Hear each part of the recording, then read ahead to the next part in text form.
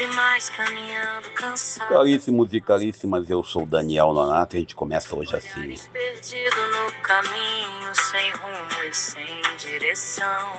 Cheguei com as mãos quase vazias, achando que não ia bastar.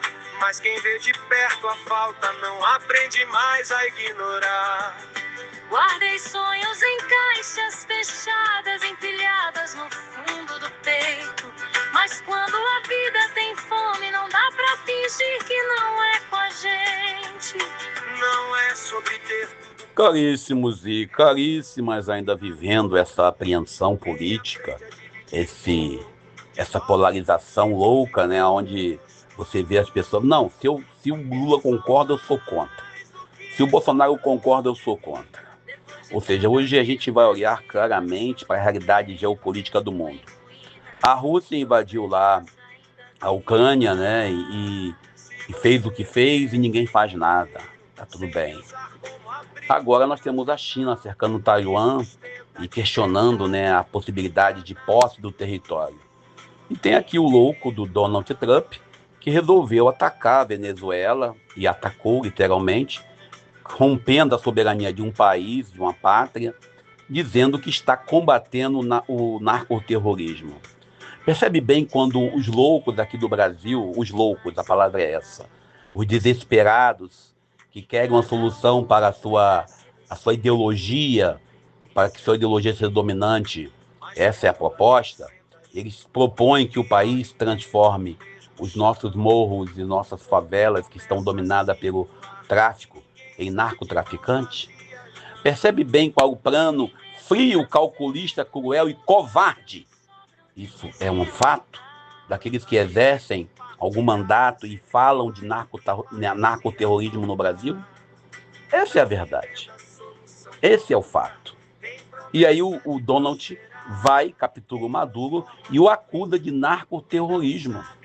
E o interessante, ele é levado para os Estados Unidos, para ser julgado nos Estados Unidos, como se ele fosse um despatriado. Embora eu não concorde com a reeleição de Maduro, embora eu não concorde com os métodos do Maduro em trabalhar na Venezuela, eu não posso concordar com uma pátria invadindo, tomando espaço no território alheio. Não posso. Se você conseguir concordar, parabéns. Parabéns pela sua posição covarde. E a palavra é essa. Se eles fazem isso na casa dos outros, imagine fazendo na sua casa. Alguém colocou lá na internet, meu sonho agora é ser a Venezuela, acordar sem o presidente no poder. Bom, eu não concordo que nenhum presidente seja tirado do poder da forma que foi tirado o Nicolás Maduro, embora eu não veja ele como herói. Mas isso não importa como eu vejo, importa o fato histórico. Importa o que ocorreu de forma assim covarde. Os Estados Unidos têm a mania de se meter na cara dos outros porque ele tem a resposta de tudo, traz pra gente essa covardia, essa crueldade, essa maldade.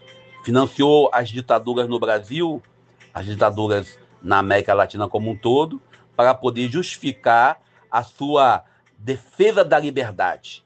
É o discurso de muitos de hoje que se dizem em nome da liberdade para cometerem o crime do racismo, para defenderem injustiças sociais, tudo em nome da tal liberdade.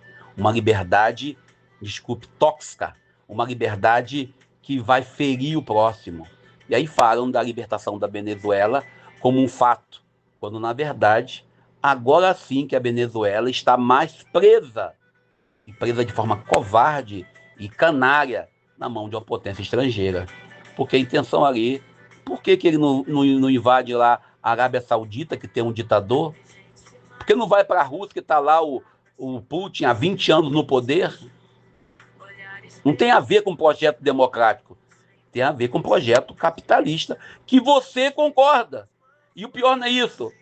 Dizem que o país, Brasil, vive um comunismo como a Venezuela. Num comunismo onde o banco lucra um dinheirão. Desculpem, senhores, vocês não sabem o que é comunismo. Mas vamos nós, o evangelho do dia, porque a gente vai falar hoje sobre a multiplicação dos pães. Que não é com a gente. mente. Não é sobre ter tudo pronto, é sobre não virar o rosto. Quem aprende a dividir um pouco, descobre outro tipo de gosto. Eu sou... Muito bem, senhores e senhoras, o evangelho de hoje, o evangelho de Marcos, capítulo 6, versículo 34 ao 44. Hoje nós celebramos, na data de Reis, embora adiantamos a data para o dia 4. E a gente celebra hoje no mesmo espírito da pergunta, o que significa o poder e o que significa cuidado. É isso mesmo. Olhamos para o evangelho de hoje, Marcos 6, 34 ao 44, e aqui Jesus vê uma grande multidão faminta e teve compaixão, porque eles eram como ovelhas sem pastor. Em vez de dispensar ou mandar-os embora, ele escuta e o acolhe e vê a realidade do povo. Os discípulos olham para a falta de pão e apresentam o problema, não tem jeito. Mas Jesus nos convida a olhar para o que nós temos. E aí aparece 5 pães e 2 peixes. E o mais impressionante, caríssimos, Jesus dá graças, ora, antes de multiplicar. Um gesto que coloca no centro a gratidão pela partilha, a gratidão pelo pouco que temos. Muitas das vezes, olha essa coisa legal, tantas vezes aí. A gente reclama de tudo, acha que não vai dar, acha que não consegue e esquece de olhar para o que nós temos. Esse episódio da multiplicação dos pães não é só uma vez que Jesus faz isso. Em Mateus 14, 13 ao 21, a multiplicação acontece logo após a morte de João Batista, mostrando que Jesus cura, restaura e sustenta o povo mesmo no meio do luto e da dor. E em Lucas capítulo 9, versículo 10 ao 17, a narrativa reforça que a multiplicação acontece no contexto da missão coletiva e do cuidado comunitário. E em João capítulo 6, versículo 1 ao 15, o sinal é colocado próximo da Páscoa, fazendo eco com o maná no deserto, lembrando que Deus alimenta o povo não para o consumismo, não para manter uma estrutura de poder, mas para uma comunhão plena. Ou seja, quantas vezes hoje, diante das crises que nós vivemos, como temos lá na Venezuela, aqui no Brasil ou no mundo inteiro, olhamos apenas para o que falta, para a disputa de poder, para o controle de recursos, para ter razão, para o cálculo político que alimenta os egos e causa fome.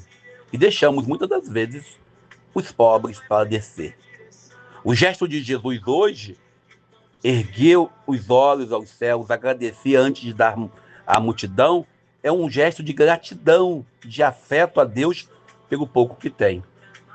E hoje nós somos convidados a sermos discípulos que não ficam mostrando o problema. Senhor, não tem jeito. Na comunidade muitas vezes tem isso. Que manda o povo embora com fome. Que não calcula apenas valores, mas calcula migalhas. Que fica preocupado em manter o próprio privilégio. Porque mandando o povo embora, aqueles que estavam no ministério lá com Jesus iam ter o que comer. Às vezes, nosso clero faz isso.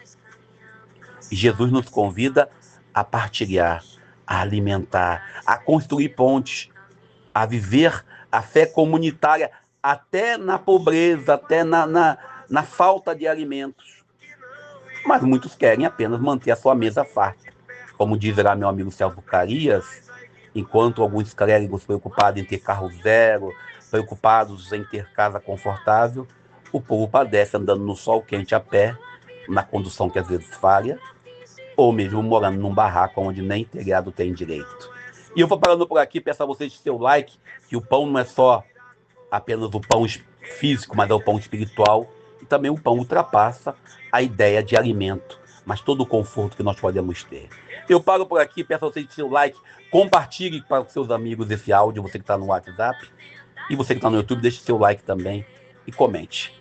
Eu sou Daniel Nonato. Se você vier, vem inteiro. sem me usar como abrigo ocasional. O que sustenta de verdade nunca nasce do